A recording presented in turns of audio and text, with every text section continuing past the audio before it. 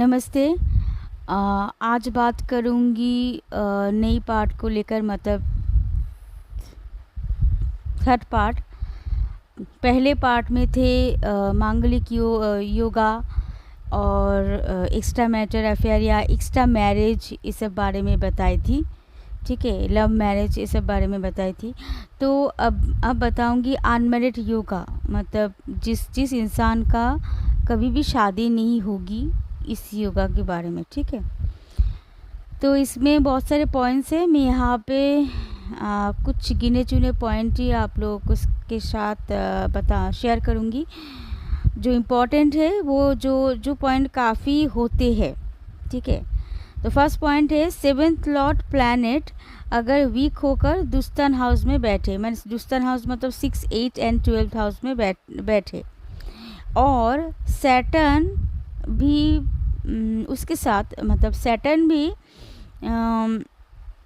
मतलब birth chart में देखिएगा, सैटर्न किसी भी सैटर्न, और वैसे भी मेलेफिस प्लैनेट है, फिर भी सैटर्न किसी भी दूसरे मेलेफिस प्लैनेट के द्वारा दृष्टि प्राप्त रहे या उस मेलेफिस प्लैनेट के साथ कॉन्जैक्ट में रहकर 7th हाउस में ही बैठा रहे। ठीक है, तो ये योग बनते हैं। ठीक है, दूसरा पॉइंट है अगर एक से ज़्यादा मेलेफिस प्लैनेट के द्वारा दृष्टि प्राप्त रहे या एक से ज़्यादा मेलेफिस प्लैनेट के द्वारा कॉन्जैक्ट रहे, जो प्लैनेट वो है राहु, मतलब मैं फिर से बोलती हूँ, सॉरी। राहु अगर एक से ज़्यादा प्लैनेट के द्वारा दृष्टि प्राप्त रहे या कॉन्जैक्शन में रहकर 7th हाउस में रहते हैं, तो ये योग बनते हैं। अब क्लियर हुआ? थर्ड पार्ट है, मतलब सॉरी, नंबर 3 पॉइंट है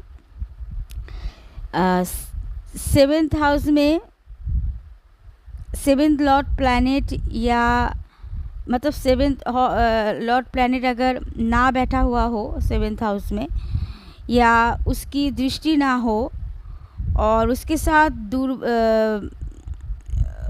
वीक लग्न लॉर्ड प्लैनेट मून और वेनस के साथ 6th हाउस में या 12th हाउस में सैटर्न प्लैनेट के द्वारा पीड़ित ना हो। पीड़ित मतलब अब पीड़ित के बारे में बताती हूँ। पीड़ित होना कब कहते हैं किसी प्लैनेट को पीड़ित हो जाना? इसका पॉइंट है, अगर देखा जाए बार चार्ट में, कभी देखेंगे एक शुभ प्लैनेट है, उसकी दोनों तरफ ही मेलेफिस प्लैनेट बैठे हुए हैं, दोनों हाउस में, मतलब उसके दाएं में उसके बाएं में भी मेलेफिस प्लैनेट्स बैठे हैं, और वो शुभ प्लैनेट बीच में है, तो उसको बोलते पीड़ित होना। क्लियर? तो पीड़ित होते हैं तो ये योग बनते हैं। मैं इस योग के बारे में दोबारा रिपीट करती हूँ। 7th हाउस में 7th लॉर्ड प्लैनेट ना बैठा हो, या 7th लॉर्ड प्लैनेट की कोई भी दृष्टि ना दिया हो उस हाउस में, 7th हाउस में, और उसके साथ वीक लग्न लॉर्ड प्लैनेट वेनस और मून के साथ 6th हाउस में या 12th हाउस में शनि के द्वारा पीड़ित ना हो, तो योग बनते हैं।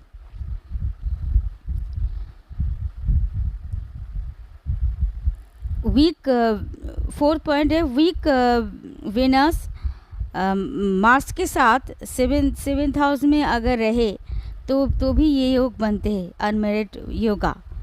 7th लॉर्ड प्लैनेट बुध और शनि एक साथ 9th हाउस में रहे, और 7th हाउस में मून या वेनस की दृष्टि अगर ना रहे, तो ये योग बनते हैं।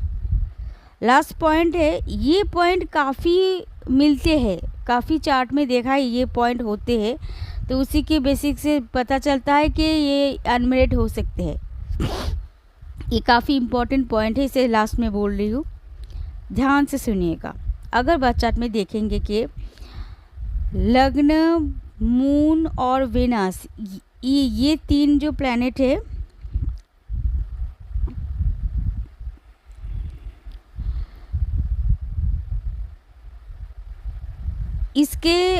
इसके मतलब ये 3 प्लैनेट जहाँ पे बैठे हुए हैं, मतलब जैसे कि सपोज लग्न जहाँ पर बैठे हुए हैं, लग्न से सप्तम हाउस, और सप्तम हाउस में 7th लॉर्ड प्लैनेट के साथ किसी भी तरह की कोई संबंध बना ना रहे, और वह ना रहकर किसी भी मेलिफिस प्लैनेट के द्वारा कॉन्जैक्ट रहे या दृष्टि प्राप्त रहे, और उसके साथ 7th हाउस में अगर 7th लॉर्ड प्लैनेट, मून या वेनस की कोई भी दृष्टि ना रहे तो ये योग बनता है। ये योग ये 3 प्लैनेट की ऊपर ही, मतलब 3 जो बताई थी, लग्न, चंद्र और शुक्र, ये तीनों की से ही मतलब एप्लीकेबल है। जैसे कि सपोज मून जहाँ पर बैठा हुआ है, मून प्लैनेट, मून साइन, ठीक है, मतलब मून जहाँ पर है, ठीक है, मून जहाँ पर बैठे हुए वही तो मून साइन होते हैं। तो वहाँ से 7th हाउस जहाँ पर बैठते हैं, 7th उस 7th हाउस के जो लॉर्ड प्लैनेट है उसके साथ कोई भी तरह मतलब कनेक्शन ना रहे, मतलब कोई संबंध ना रहकर वो 7th लॉर्ड प्लैनेट मतलब किसी भी मेलिफिस प्लैनेट के द्वारा कॉन्जैक्ट या दृष्टि प्राप्त रहे, और उसके साथ 7th हाउस में अगर 7th लॉर्ड प्लैनेट, मून या वेनस के कोई भी दृष्टि ना रहे तो ये योग बनता है। ठीक है, ये 3 जो है उसके साथ ही एप्लीकेबल है। सेम होगा शुक्र के साथ भी है वैसे। शुक्र प्लैनेट जहाँ पर बैठा हुआ है उसकी 7th हाउस को आप देखेंगे, वो 7th पोजीशन को 7th हाउस, मतलब शुक्र से आप काउंटिंग करके 7th हाउस में जहाँ पर देखेंगे वहाँ की बात कर रही हूँ। तो उस हाउस के लॉर्ड प्लैनेट के साथ कोई भी संबंध बना नहीं रहना चाहिए, और साथ में वो 7th लॉर्ड प्लैनेट या 7th हाउस किसी भी मेलिफिस प्लैनेट के द्वारा कॉन्जैक्ट या दृष्टि प्राप्त रहे, और उसके साथ 7th हाउस में अगर 7th लॉर्ड प्लैनेट, मून या वेनस के द्वारा दृष्टि ना रहे तो ये योग बनते हैं। ये काफ़ी होते हैं, मैंने देखा है। ठीक है,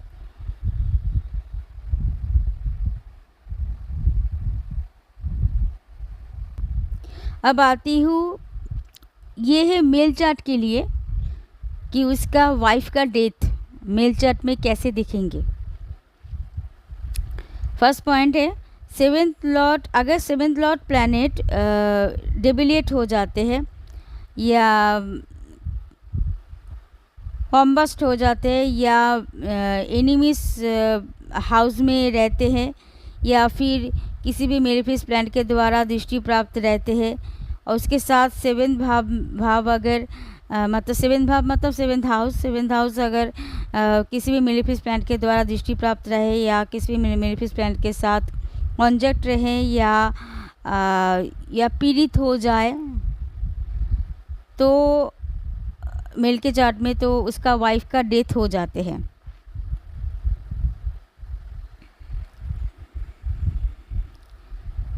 और सेकंड पॉइंट है, अगर वेनस वृश्चिक राशि में 7th हाउस में होते हैं, मतलब इसके लिए क्या होता है, वृषभ लग्न होना चाहिए। मतलब बार चार्ट में देखेंगे कि वृषभ लग्नों के लोगों के लिए, वृषभ लग्न के से तो 7th हाउस बनते हैं वृश्चिक राशि, तो वेनस अगर उस वृश्चिक राशि में बैठते हैं, या फिर बुध या फिर वृश्चिक लग्न लोगों के लिए, वृश्चिक लग्न में लग्नों के अकॉर्डिंग बुध वृषभ राशि में बैठते हैं, मतलब तो वो राशि हुआ सब 7th हाउस, इसलिए बैठे हैं। या फिर जुपिटर डिविलेट होकर 7th हाउस में बैठते हैं, या फिर सैटर्न या मार्स मीन राशि में 7th हाउस में रहते हैं, तो शादी के साथ साथ मतलब तुरंत ही, शादी के बाद तुरंत ही वाइफ का डेथ हो जाती है। मैं फिर से बताती हूँ, यहाँ पे इस पॉइंट पे 4 राशि का उल्लेख है। तो फर्स्ट है वृषभ लग्न के अकॉर्डिंग वेनस अगर वृश्चिक राशि में बैठते हैं, वृश्चिक राशि उसका 7th हाउस हुआ, वृश्चिक राशि में बैठते हैं, या फिर वृश्चिक लग्न के अकॉर्डिंग मर्क्यूरी अगर वृषभ राशि में बैठते हैं 7th हाउस में, या फिर जुपिटर वो एबिलिएट होकर 7th हाउस में बैठते हैं, ठीक है। और या फिर सैटर्न या मार्स मीन राशि में बैठते हैं 7th हाउस में, मान मीन राशि 7th हाउस हुआ तो लग्न होगा वार्गो साइन, ठीक है। तो क्या होता है कि जातक के चार्ट में, मतलब मेल चार्ट में शादी के बाद ही तुरंत ही वाइफ का डेथ हो जाती है। और कुछ एस्ट्रोलॉजर ने बताया था कि 7th हाउस में अगर मार्स एंड सैटर्न का दृष्टि प्राप्त हो तो भी वाइफ का डेथ हो जाती है। अभी कितना एप्लीकेबल है आई डोंट नो, ये कभी नहीं देखा मैंने। अगर किसी भी का चार्ट में, आप लोगों के चार्ट में ऐसा चीज़ है कि 7th हाउस में मार्स एंड सैटर्न का दृष्टि है, दोनों प्लैनेट का दृष्टि है 7th हाउस में, तो शायद वाइफ का डेथ हो सकता है। तो अब देख लीजिएगा, मेल चार्ट को में देख लीजिएगा, फीमेल नहीं मेल चार्ट में, ठीक है। अच्छा, आगे बढ़ते हैं। अब आते हैं डिवोर्स के बारे में, जो काफ़ी इम्पोर्टेंट होती है, क्योंकि सभी का क्वेश्चन होता है डिवोर्स होगा क्या नहीं। ये एक इम्पॉर्टेंट क्वेश्चन है, ठीक है। डिवोर्स होने का डर भी रहता है आप लोगों के में, या फिर मतलब या फिर कोई लोग चाहते भी है डिवोर्स हो जाए, क्योंकि बहुत प्रॉब्लम हो रही है मैरिड लाइफ में। ओके, तो देखते हैं। यहाँ पे भी 3-4 पॉइंट मैं बताऊंगी, गिने चुने, बहुत सारे होते हैं गिने चुने इम्पॉर्टेंट, जो काफ़ी होते हैं, दिखाई देते हैं। तो नंबर 1 पॉइंट है, अगर वेनस डेविलेट हो जाते हैं या कॉम्बस्ट हो जाते हैं और 7th हाउस में शुभ प्लैनेट और अशुभ प्लैनेट रहते हैं, और उसके साथ 4th हाउस में मेलिफिस प्लैनेट के द्वारा कॉन्जक्ट रहे, या मेलिफिस प्लैनेट के द्वारा दृष्टि प्राप्त रहे, या वो पीड़ित रहे, जिसके बारे में बताई थी, पीड़ित हो जाते हैं उस हाउस, तो डिवोर्स हो जाते हैं।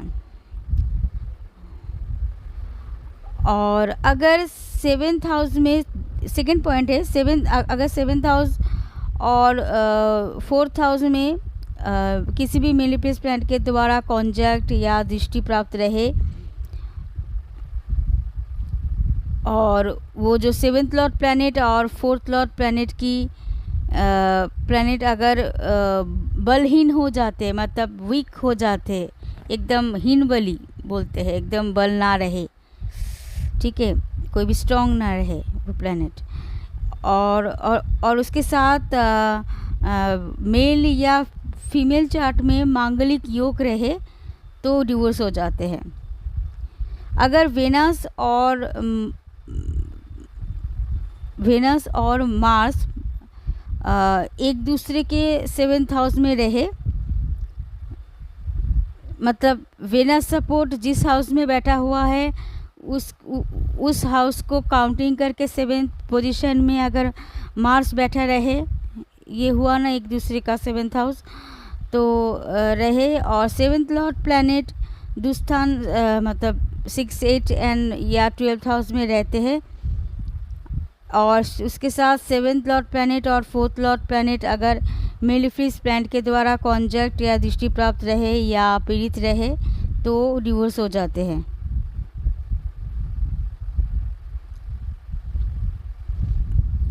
और 4th पॉइंट है, अगर सन 7th हाउस में रहे और 7th लॉर्ड प्लैनेट अगर डेबिलिएट या कॉम्बस्ट या एनिमीज प्लैनेट एनिमीज हाउस में रहते हैं, तो हस्बैंड वाइफ के बीच में कभी बनते नहीं हैं होंगे, तो ना बनते हुए क्या होता है, सडनली डिवोर्स की फैसला कर लेते हैं। ठीक है, तो ये हुआ डिवोर्स का। तो और एक पार्ट बनाऊंगी, 4th पार्ट, लास्ट पार्ट, वो नेक्स्ट वीडियो में दूंगी। तो अगर आपको ये तक अच्छा लगे, कोई भी प्रॉब्लम है आपको समझने में, तो आप नीचे कमेंट में लिख सकते हैं कि मुझे ऐसे करके लिख सकते हैं कि मुझे इस पार्ट में समझ में नहीं आई है, ज़रा दोबारा रिपीट कीजिएगा, तो मैं लिख कर भेज दूंगी। ठीक है, उस कमेंट में किसी को अगर समझने में प्रॉब्लम हो तो बेझिझक मुझे बताया कीजिएगा कमेंट्स में, और जो टॉपिक्स दे रहा हूँ उसके रिलेटेड ही, ठीक है, उसके बाहर के नहीं, कि मैं यहाँ पे जैसे कि ये जो 3rd पार्ट में ये जो मैं डिवोर्स की बात की, अनमेरिड की बात की, वाइफ के डेथ की बात की, तो ये ही टॉपिक होना चाहिए, इसके रिलेटेड ही, इसके ही, और इसके बाहर के नहीं, कि आप पूछा करियर के बारे में पूछ लिया, ठीक है, लव मैरिज के बारे में पूछ लिया, ऐसा नहीं, इस टॉपिक के ही होना चाहिए जो वीडियो बनाई है। तो आप बेझिझक कमेंट्स में लिख दीजिएगा अगर आपको जिस जगह पर समझने में प्रॉब्लम हो रही है, आपके समझ में नहीं आ रही, क्योंकि मैं कुछ जगह में 2-3 बार रिपीट किए हैं वे की पॉइंट आप लोगों के समझाने के लिए, क्योंकि मुझे लग रहा है कि आप लोग नहीं समझ पा रहे हो ऐसे ही। तो अगर समझ में आ जाता है तो ऑल ओके, ठीक है, कोई मैसेज करने की ज़रूरत नहीं है। अगर नहीं समझ में आते हैं तो कमेंट्स में लिख दीजिएगा कि मुझे इस जगह पर समझ में नहीं आई, दोबारा रिपीट कीजिए, तो मैं उस जगह तो मैं आपको लिख दूँगी, ठीक है, वहाँ पे मैसेज में ही लिख दूँगी, तो आपको समझ में आ जाएंगे कि क्या बोलना चाह रहे थे। अब ये जो सारे जो पॉइंट्स मैंने बताए आप अपने चार्ट में ना मैच करवा लीजिएगा, तो आपको समझ में आ जाएंगे कि आपका मैरिड लाइफ आगे क्या होगा, आप समझ में आ जाएंगे, आपको थोड़ा सा तो आइडिया हो जाएगा कि आगे जाके जो लोग मैरिड है वो लोगों का आइडिया हो जाएगा कि बाद में जाकर मैरिड लाइफ हैप्पीनेस होगी या अनहैप्पी होगी, समझ में आ जाएगा, थोड़ा सा तो आइडिया हो जाएगा। और जो लोग अनमैरिड है वो भी समझ जाएंगे कि उसके मैरिड लाइफ जाकर कैसा क्या हो सकता है, एक आइडिया लग जाएगा उसको भी। अगर कोई लगे कि नहीं भाई मेरे तो डिवोर्स है तो मैं शादी नहीं करूँगी, ये आपके ऊपर डिपेंड करता है आप लोग क्या करेंगे, ठीक है। और अगर जो सीखना चाहते हैं वो यहीं से भी आप कुछ सीख सकते हैं, लेसन ले सकते हैं, फ्री है एकदम वीडियो, ठीक है, यहाँ पे कोई पैसे नहीं चाहिए। अगर आप और भी सीखना चाहते हैं, मतलब डिटेल्स में जानना चाहते हैं, और भी पॉइंट है और भी तरीका है जानने के लिए, वो भी तरीका सीखना चाहते हैं तो मुझसे ट्यूशन ले सकती है। मेरा प्रोफाइल में विज़िट कीजिएगा, सिंपल सी बात है, मेरा प्रोफाइल विज़िट कीजिएगा, वहाँ पर दिया हुआ है कोर्स लिस्ट के, एक पिक्चर दिया हुआ है कोर्स लिस्ट का, ठीक है, वहाँ पे कोर्स लिस्ट में मतलब कौन सी कोर्स करवाती हूँ और उसके साथ क्या कितना फ़ीस है वो भी लिखा हुआ है। वहाँ पे फ़ीस है, एक अमाउंट लिखा हुआ है, और वो अमाउंट आपको किस मतलब कितने महीने तक आपको पेमेंट करना है, मतलब इंस्टॉल के रूप में भी लिखा हुआ है, टोटल में भी लिखा हुआ है, अगर आपको टोटल पे करना है आपके ऊपर निर्भर करता है। तो यहाँ पे और मैं और एक चीज़ बता देती हूँ जो सीखना चाहते हैं लर्नर के लिए, कि मैं सर्टिफिकेट प्रोवाइड नहीं करती हूँ, इसलिए मैं फ़ीस कम लेती हूँ। अगर मैं सर्टिफिकेट प्रोवाइड करने लगी हूँ तो फ़ीस काफ़ी ज़्यादा लूँगी। जैसे कि मैं टोटल, जैसे कि एस्ट्रोलॉजी में मैं टोटल 5000 लेती हूँ। तो अगर मैं सर्टिफिकेट प्रोवाइड करने की काबिल हो जाऊँ, मतलब ऐसे इंतज़ाम हो जाता है, तो मैं वहाँ पे फ़ीस सपोज़ 10 के 15,000 हो जाता है। मगर ऐसा नहीं लेती हूँ क्योंकि मैं सर्टिफिकेट प्रोवाइड नहीं करती हूँ। मैं ये ट्यूशन की बात कर रही हूँ, ये है होम ट्यूटर बोलते हैं ना, private tuition, just private tuition, ठीक है। तो इससे क्या होता है, अब आप पूछेंगे कि इससे क्या होता है, क्योंकि ये आप अगर आप यहाँ से आप प्राइवेट ट्यूशन अगर लेते हैं, बाद में जाकर आप किसी इंस्टीट्यूट में जब आप मतलब सर्टिफिकेट के लिए आप जाएंगे, तो आप क्या होगा, आप तो कुछ सीख कर जाए हो, तो आप वहाँ पे उन लोगों का बातें भी समझ में आ जाएंगे कि क्या हो रहा है, ठीक है। मतलब ये जो बार चार्ट के बारे में जो जैसे ये पॉइंट ये सब सीख के जाएंगे, तो वहाँ पे आपको सीखना भी आसान हो जाएगा, और आपका मार्क्स भी अच्छे आएंगे, और आपके सर्टिफिकेट रैंकिंग भी बढ़ जाएगी, है ना। यही और कुछ नहीं, यही मदद आपको मिलेगी। क्योंकि इंस्टीट्यूट में क्या होता है, मतलब इतना बारीकी से नहीं लेसन करवाते, एक ऊपर करवा जाते हैं। क्योंकि मैं भी इंस्टीट्यूट से पढ़ के आई हूँ, इसलिए मैं जानती हूँ। तो इसलिए एनीवे बहुत सारी बातें कर ली। तो आपको अगर वीडियो अच्छा लगे तो लाइक शेयर कमेंट जो भी हो कर दीजिएगा। मैं इसका थोड़ी सी पार्ट रील पे भी भेजती हूँ, क्योंकि बाहर लोग अगर देखने के लिए, बाहर के लोग जो कनेक्ट हो नहीं पा रहे, वो उन लोगों के लिए, ओके। और अगर आप कोर्स लिस्ट के अलावा अगर आप प्रेडिक्शन लेना चाहते हैं, उसका भी लिस्ट है, तो फेसबुक प्रोफाइल में प्लीज़ विज़िट कर लीजिएगा। मुझसे कांटेक्ट करने से पहले विज़िट करके देख लीजिएगा कि वहाँ पे एस्ट्रोलॉजी सर्विस लिस्ट भी दिया हुआ है एंड कोर्स लिस्ट भी दिया हुआ है, कौन सी चाहते हैं। वहाँ पे रुपीज़ भी लिखा हुआ है, मतलब कितनी रुपीज़ का है, मतलब फ़ीस कितना है, ठीक है। आप देखकर फिर आइएगा। Thank you.